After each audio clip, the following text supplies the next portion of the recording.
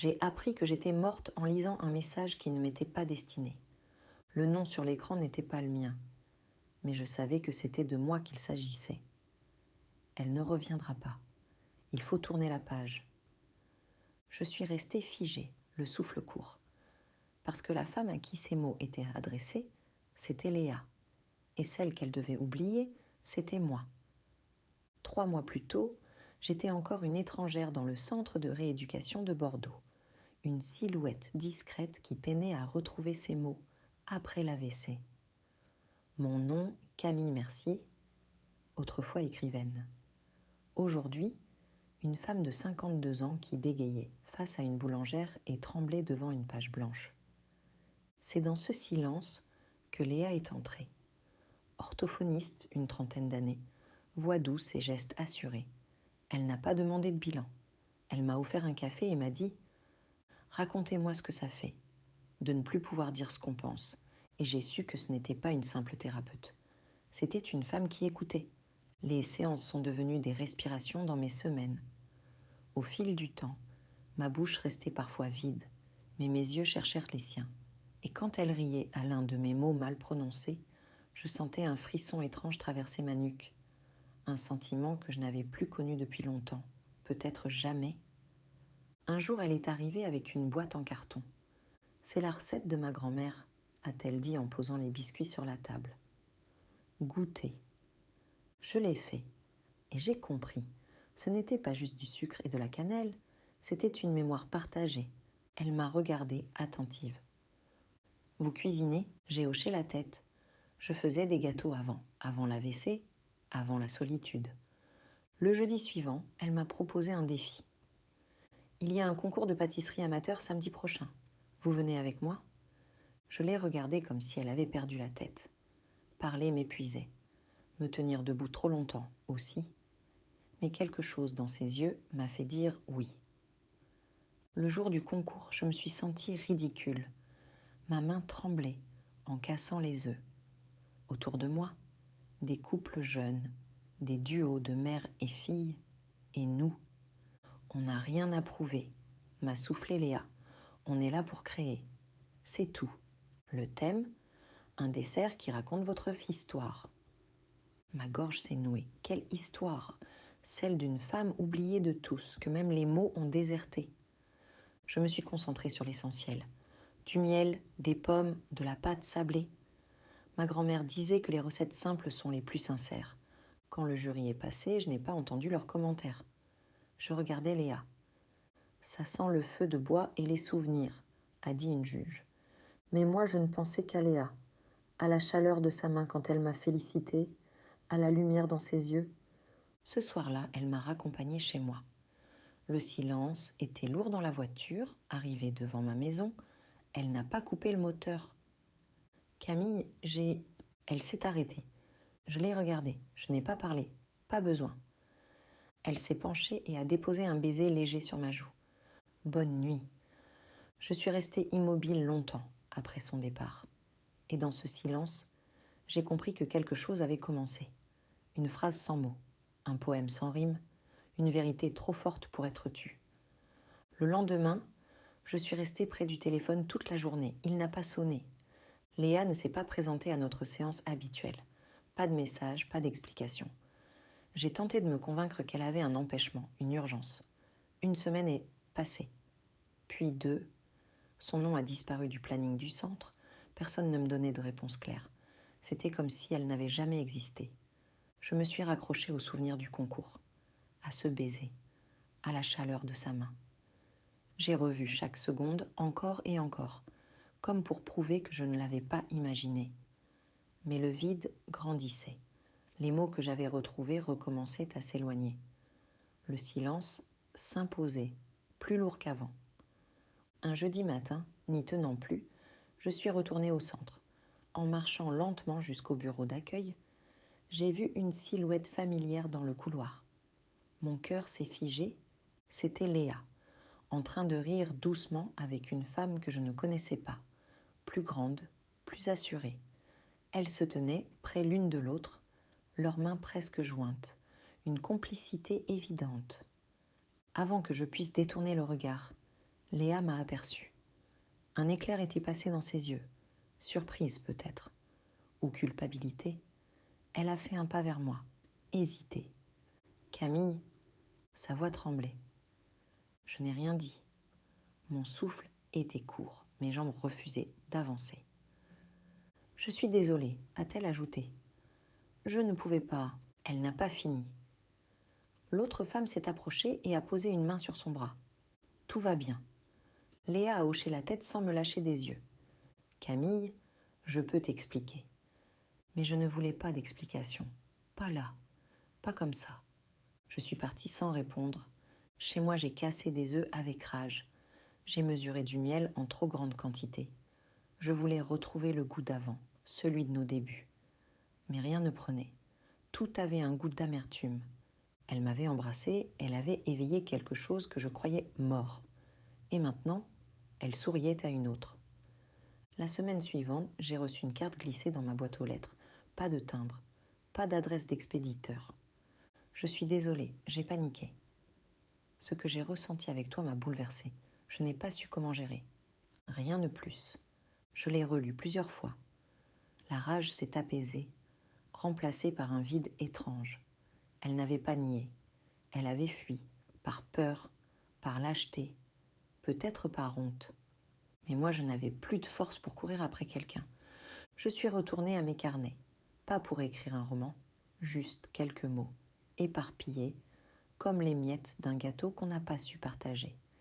Et dans ce désordre, une phrase s'est imposée.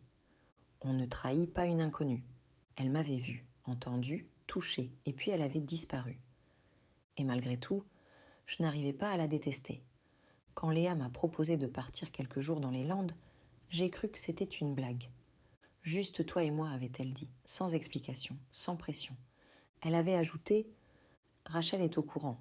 Elle sait que je dois comprendre ce que je ressens. Je n'avais rien demandé. Mais j'ai accepté.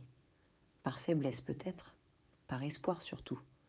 Nous avons roulé vers le sud, tôt un vendredi matin. Le ciel était clair. Nous ne parlions pas beaucoup. Léa avait les mains crispées sur le volant.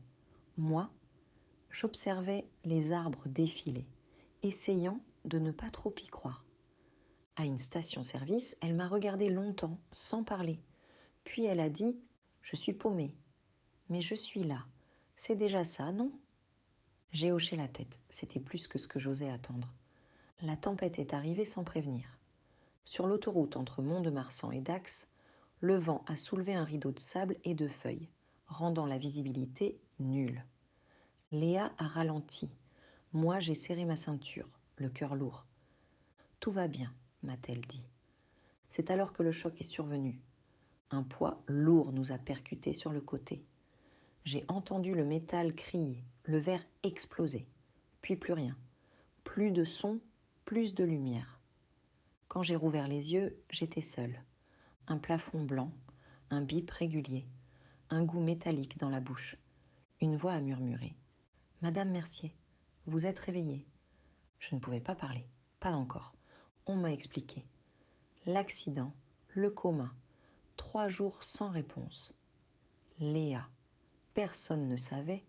J'ai tenté de bouger, mon corps ne répondait pas. Mes pensées non plus. Tout était flou. Quelques jours plus tard, une infirmière m'a annoncé qu'on avait appelé la mauvaise famille. Mon dossier avait été confondu avec celui d'une autre femme, morte sur le coup. Une erreur, a-t-elle dit. Nous en sommes sincèrement désolés. Mais l'information était déjà partie. Léa avait été prévenue, elle croyait que j'étais morte. Elle m'avait pleuré, enterrée dans son cœur. Je n'ai pas eu la force de demander si elle était venue. Je ne voulais pas entendre que non. Pendant les semaines qui ont suivi, j'ai réappris à marcher, à écrire. Les mots refusaient de venir. Pire qu'après le premier AVC. Cette fois, la douleur n'était pas seulement neurologique. Elle était affective, totale. J'ai cherché Léa. Pas en appelant, pas encore. J'avais trop peur. Mais je savais où elle travaillait. Alors un matin, j'ai déposé une boîte de biscuits devant la porte du cabinet. Sa recette, celle de sa grand-mère, pas de mots, pas de nom, juste un goût qu'elle reconnaîtrait. Le lendemain, la boîte avait disparu. Je n'ai pas eu de réponse. Pas tout de suite, mais j'y suis retournée, une fois par mois, parfois plus. Biscuits au miel, tartes aux pommes, petits gâteaux roulés à la cannelle. C'était idiot, silencieux, caché. Mais c'était tout ce que j'avais.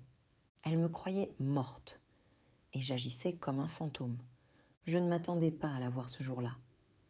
Je sortais de la boulangerie, un sachet tiède dans la main, quand je l'ai aperçue de l'autre côté de la rue. Léa. Elle tenait la main d'une femme brune, élégante. Elle riait en sortant d'un café. Elles avaient l'air complices, intimes, vraies. Je suis restée figée. Le monde autour a ralenti. J'aurais pu traverser, m'approcher, me montrer. Mais je n'ai pas bougé. Je l'ai simplement regardée vivre, sans moi. Elle avait tourné la page, et moi j'étais restée coincée entre deux chapitres. Ce soir-là, j'ai refait les biscuits au miel. La recette parfaite, celle qu'on avait partagée, mais je les ai laissés brûler. J'étais ailleurs. Les semaines suivantes, j'ai continué mes dépôts anonymes. Une fois, je lui ai laissé une tarte aux pommes, une autre fois, des sablés à la lavande, toujours sans mots. Elle n'a jamais répondu. Mais elle prenait tout. Je m'accrochais à ce silence comme à un fil. Peut-être qu'elle comprenait, peut-être qu'elle se souvenait, ou peut-être qu'elle acceptait juste la douceur sans vouloir regarder d'où elle venait. Un matin, j'ai vu son nom dans un article du journal local. Elle avait rejoint un programme de recherche en orthophonie avec sa nouvelle compagne, Dr Rachel Lefebvre, partenaire professionnel, et plus. Tout devenait clair. Je n'étais qu'une histoire de passage, une parenthèse refermée. Et pourtant, j'étais encore là, à essayer de retrouver le goût d'un instant suspendu. Un jour, j'ai glissé une lettre dans la boîte aux lettres de la clinique. Merci pour les mots que vous m'avez rendus. Merci pour le silence qui m'a appris à écouter autrement. Je vous souhaite la paix. F. Je n'ai pas signé de mon nom, juste une initiale. Je ne voulais pas la faire culpabiliser, ni la ramener à moi. Je voulais simplement clôturer. Mais 3 jours plus tard, quelqu'un a frappé à ma porte. J'ai hésité avant d'ouvrir. C'était elle. Ses yeux semblaient chercher une réponse dans les miens. Dans ses mains, une assiette. Dessus, une part de tarte aux pommes. Tu pensais vraiment que je ne reconnaîtrais pas ta patte ? Sa voix tremblait. Je n'ai pas répondu. Elle est entrée sans demander. Elle s'est assise. Longtemps, nous n'avons rien dit. Enfin, elle a soufflé. Tu étais morte. C'est ce qu'ils m'ont dit. Sarah a reçu l'appel. On m'a dit qu'il n'y avait rien à faire, que ton dossier avait été formellement identifié. Je suis venue aux obsèques d'une autre femme en pensant que c'était toi. Je sentais mes doigts se crisper. Tu n'as pas vérifié ? Je n'étais pas capable. Un silence. Puis elle a ajouté. Rachel n'a jamais été toi. Je l'ai su dès le début, mais tu n'étais plus là. Et moi j'étais en ruine. Je l'ai regardé. Le poids de ces mois passés, de ces absences, de ces silences, tout me retombait dessus. Pourquoi maintenant ? Parce que je n'arrête pas de penser à toi, à nous, à ce qu'on a laissé inachevé. Elle s'est levée, s'est approchée, a posé sa main sur la mienne. Je suis encore amoureuse de toi, Camille, même si c'est fou, même si c'est tard. Je n'ai rien répondu, mais cette nuit-là, j'ai rêvé d'elle. Et pour la première fois depuis l'accident, je me suis réveillée sans peur. Léa est revenue 2 semaines plus tard, pas avec des fleurs, ni des excuses, mais avec une proposition. Je quitte Rachel, a-t-elle dit. Sa voix ne tremblait pas. Pas pour toi, pas parce que je fuis, parce que je veux être honnête. Elle s'est assise en face de moi. J'ai vécu 3 mois en pensant t'avoir perdu. J'ai essayé de construire autre chose, de tourner la page. Mais ce n'était pas une autre histoire. C'était une fuite. Elle a marqué une pause. J'aimerais qu'on essaie. Toi et moi. En vrai. Sans peur. Sans silence. Je ne savais pas quoi répondre. Les mots me manquaient encore parfois. Mais cette fois, c'était le cœur qui hésitait. Alors j'ai sorti un carnet, j'ai écrit une phrase lente, bancale. Est-ce qu'on peut recommencer une histoire qu'on n'a jamais vraiment commencée ? Elle a lu, puis elle a souri. Oui, Camille, je crois qu'on peut. Les semaines suivantes ont été floues. douce mais fragile. Léa a quitté son appartement. Elle ne s'est pas installée chez moi tout de suite. On prenait notre temps. On se retrouvait autour de recettes, de silences partagés. Un jour, elle m'a proposé une idée. Et si on écrivait un livre, pas un roman, un mélange. Recettes et souvenirs. J'ai haussé les épaules. Tu m'as dit un jour que chaque ingrédient raconte quelque chose, que la cuisine, c'est une forme de langage. Elle avait raison. On a commencé petit. Une recette, une page, un dessert, une mémoire. Elle ajoutait des notes thérapeutiques. J'écrivais des bouts d'histoire. On corrigeait ensemble. On l'a appelé Les mots qu'on goûte. Le projet a attiré l'attention. Une maison d'édition locale a accepté de le publier. Puis une autre clinique nous a proposé d'animer un atelier, pâtisserie et paroles. Des femmes venaient, certaines après un AVC, d'autres après un choc. Toutes en quête d'une voix. Je voyais leurs mains trembler en cassant des œufs, comme les miennes autrefois. Je voyais leurs regards changer, quand la pâte prenait, quand le silence se transformait en confiance. Et je comprenais que tout ce que j'avais traversé n'était pas vain. Un matin, alors que je versais du miel dans un bol, Léa est entrée avec une enveloppe. On a été sélectionné pour un prix. Quel prix ? Initiative sociale innovante. Elle m'a tendu la lettre. On nous propose même d'étendre l'atelier à d'autres régions. Je l'ai regardé. Tu réalises ? Oui. Elle a approché sa main. Mais ce qui compte le plus, c'est ça. Toi. Nous. Je n'ai pas répondu tout de suite. Je me suis approchée. Je l'ai embrassée, longtemps. Le soir sur la terrasse, elle m'a dit « Je ne t'ai jamais demandé. Tu veux bien que je reste ?»« Vraiment ?» Cette fois, je n'ai pas écrit. J'ai parlé. D'une voix un peu brisée mais claire. « Oui, reste. Et restons debout. Nous avons construit quelque chose qui nous ressemblait. Pas parfait, mais vrai. » Les mots sont revenus, pas tous, mais assez. Assez pour dire « Je t'aime ». Assez pour écrire à nouveau. Assez pour vivre, enfin.